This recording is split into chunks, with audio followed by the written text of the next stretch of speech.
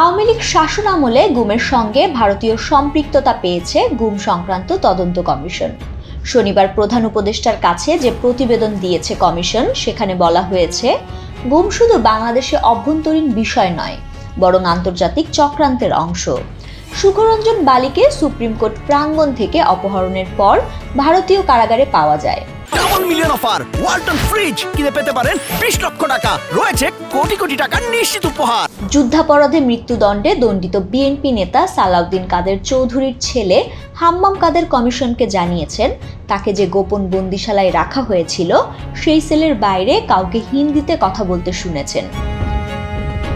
কমিশনের তদন্ত প্রতিবেদনে আরও বলা হয়েছে, র্যাবের গোয়েন্দা শাখার যারা অভিযানে সক্রিয় ছিল তারা জানিয়েছে, ভারত ও বাংলাদেশের নিরাপত্তা বাহিনী বন্দি বিনিময় করত। বাংলাদেশের গুমের ঘটনা যে আন্তর্জাতিক ও সুসংগঠিত চক্রের অংশ, এসব ঘটনা তারই বহিঃপ্রকাশ।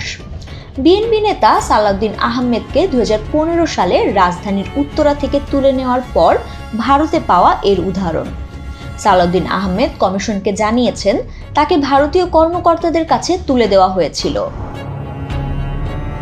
প্রতিবেদনে তদন্ত কমিশন সুপারিশ করেছে, বাংলাদেশি কেউ ভারতে গুম রয়েছে কিনা তা পররাষ্ট্র ও স্বরাষ্ট্র মন্ত্রণালয় সর্বোচ্চ জোর দিয়ে দেখতে পারে।